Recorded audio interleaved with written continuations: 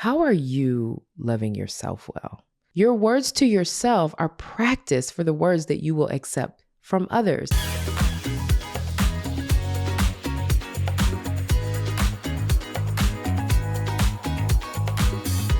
Welcome back to the Humaning Well podcast. My name is Amber Cabral.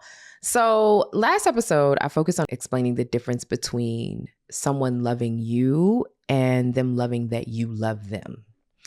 And I did that because I've had the experience myself, and I had to do a bit of the work of parsing through how to identify that and protect myself from that experience in the future.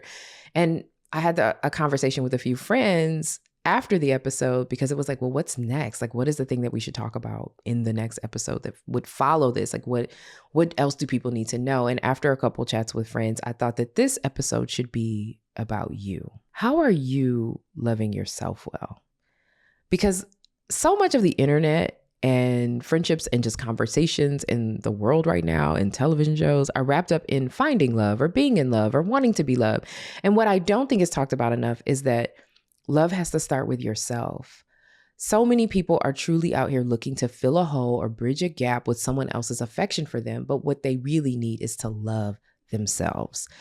And so in this episode, I want to challenge you to consider if this is you. Do you love you?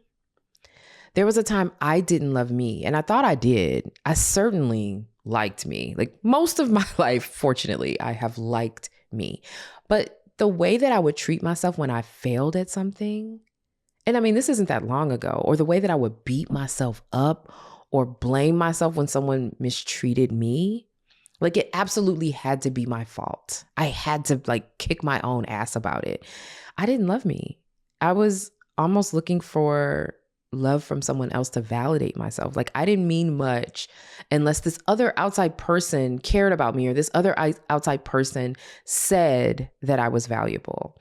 And looking back at that it's cringy, like very yikes. I want to ask you, how are you loving yourself well? Aside from how your friends love you and your lovers love you and your family loves you and your friends love you, all of that, how are you loving you? How do you intentionally give yourself love? Do you notice when your love is present for yourself or when it's not? Now, today, I know I love me. Okay. I know I love me because while my life has been a cycle of rampant change for the last 18 months or so, I still show up and I can find reasons to be very proud of who I am. Right? I make myself warm and bubbly sometimes. I know I love me because I treat myself like my best date. I take myself on dinner dates. I take myself on vacation. I buy myself small gifts. I don't sit around and delay attending events or concerts or doing things because I don't have a date. I date me. Okay? Like I enjoy dating me.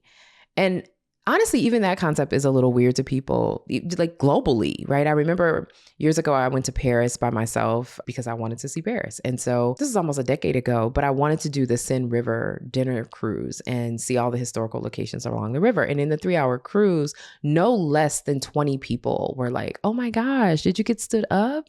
Where's your date? And I was like, no, I just picked a good seat for myself to enjoy the dinner cruise. Okay, like that's it. And I smiled every time people asked me that. But by that time I had learned that it's not worth it to wait to have experiences and have the perfect friends or partner or whatever to do the things that you have dreamed about doing. And so I was doing this thing that I had dreamed about doing. You literally have to love yourself enough to treat yourself well, critically important. But there's also this funny little trick to this. Loving yourself well also teaches people how to love you. So people will know how to show up for you and what loving you looks like. Hell, you will be better at knowing what loving you looks like the more you do it. And I think a lot of us spend a lot of time trying to convince people to love us, either through giving directions or begging or, trying to sell ourselves or whatever. There's this exchanging that's happening. Really, I think the right approach is to model and communicate what it looks like to love you well. So I'll share an example. The other night, I was out in New York with a friend of mine, and we were trying to figure out food for the evening. And so we ended up deciding on Korean barbecue, and we Ubered up the road to what we thought was going to be, Korean barbecue, where you can cook your own food. But we arrived at something different. And so now if you know me, and if you don't know me, you're about to learn, I'm really funny about Asian food. Now, he didn't know that. So we get to the place, we realize that it's not a Korean barbecue spot where you can cook your own food. He's like, oh man, this isn't what I thought it was. And like a true New Yorker, he turns around and just looks up and down the block and he's like, oh, well, there's another restaurant that's Asian. Let's go try that. And before we even crossed the street, I, grabbed his hand and I looked him square in the eye and I was like, I know you don't know this about me, but I generally only eat Asian food with Asian people. And he's not Asian, by the way. And I was open to Korean barbecue, but only because I've had it before. So I know what to order and I feel like I can order safely. But the flavors and the spiciness can sometimes be a bit much for me when it comes to Asian food. So I have just found it is not best for me to be adventurous with Asian food specifically. And he looked back at me and was like, got it. Let's go back to the first restaurant, which was like, a Mediterranean American type spot. So as we're having our meal, we're kind of getting to the end of the meal, about to wrap up. He says to me, I learned today that you are very intentional about what you eat. And it was a good lesson for me because I'll get the opportunity to keep that in mind when I think about sharing a meal with you in the future. And I felt so loved and seen.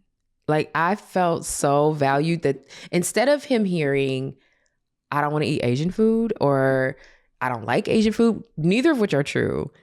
He heard what I was saying and it made me feel so loved, right? I expressed what I needed and how I would treat myself, and my need was considered, it was accommodated, and more importantly, it was made note of. I didn't have to belabor the point or make a big case or beg to be considered. I communicated what I needed and someone who cares was responsive. When you love you well, the people in your life make room for that. And you'll find that when you love you well, you will also be intentional about how you show care to the people in your life, how you communicate with them, how you connect with them, how you express that you are conscious of what their needs are. But the key is that you have to love you first, not be looking for someone to fill in a gap. It is worth it, okay, to do the work of loving yourself because honestly, if you don't love you, why would I ever want you to love me? Like you don't love you. So like, why would I want you to love me? And there's a time in your youth where like, we don't realize that people don't love themselves, but we like this person so much that we want them to love us and we will do anything for it. But it's like at this big age, I'm like, no. You're going to have to love you because you got to love me well. And if you don't love you, I can't trust that you can love me well. You're the most valuable thing you have. If you can't take care of yourself, why would I want you to attempt to take care of me? Okay. And so we have to see self-love as foundational. It's what will not only prevent you from falling for people who do not have enough or who, more importantly, who will do just enough to keep you around. But also, should a connection come to an end, whether it's platonic or familial or romantic, while you will be hurt, you will not be broken because you're whole, because you love you. Because you're always whole. You always get to love you. Your love belongs to you. And so I want us to see self-love as a daily practice, as something that like you get to have. The more you love yourself in small and intentional ways, the more naturally you will teach the people around you to love you and how to love you as well. And so here are 3 small ways to start loving yourself with intention. By the way, there are hundreds of ways to love yourself and care for yourself. I'm just going to give you 3. So number 1, treat yourself like a guest in your own life. When many of us have a house guest, we will clean the house down. We make sure that there's, fresh towels. We make sure that we set out maybe a few extra toiletries. Like, how are you doing that for yourself? When have you set yourself up to enjoy your home? When have you given yourself brand new clean towels? All right. So like, think about this. This extends to other things. Like I was on vacation with a friend of mine and she asked me to put some sunscreen on her back. And I took my time to get it in the places where I knew she needed it. But then when I went to put it on myself, I just was rushing to slap it on so I could hurry up and get in the ocean. Why? Why not take time with myself like I would for someone that I care about? The second thing is, I think you also have to talk to yourself nicely. A lot of folks talk to themselves really crappy. We drop something, we break something, we make a mistake, we beat ourselves up, we call ourselves stupid, we think we're clumsy. Like name calling ourselves is a common behavior. And I just want to encourage you to catch the negative inner voice and instead redirect it. So instead of like, oh my God, that was so stupid, or I can't believe I messed that up, try, you know what? I made a mistake. It's all good. I'm going to clean it up. Or you know what? I'm learning. I still deserve kindness and care, right? Let me make sure I'm taking care of myself in a gentle way. Your words to yourself are practice for the words that you will accept from others, not just the words that you're going to say to others. Your words to yourself are practice for what you will tolerate from somebody else. Make it great. All right. We shouldn't be taking the nonsense. Treat yourself good. Third thing is that you got to do a daily check-in. So ask yourself, each morning, and we've talked about daily check-ins before, just add this to your list or modify what you have.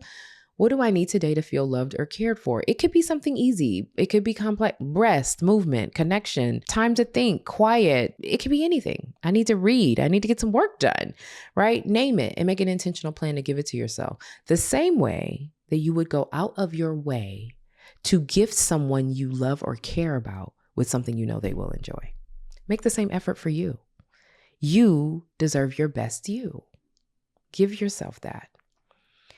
The truth is that love that starts with you sets the tone for everything else in your life. When you treat yourself with care, when you treat yourself with patience, when you are intentional about joy, you create the blueprint for how others will treat you too. Stop settling for scraps of affection. Stop settling for half-assedness, and instead invite the relationships that reflect the way that you have already chosen to honor yourself. Okay. Trust me, this is an ongoing practice. It is one that, in some ways I'm great at, but in other ways I am learning real time.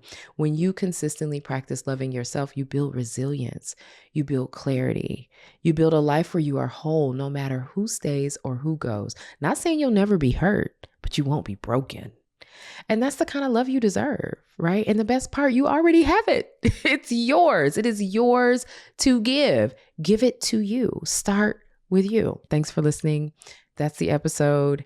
I can't wait to see you next week. I'm going to be dressed the same way because I've had to record these 2 podcasts back to back. So hopefully they both resonate, and I'll be back to chat with you soon.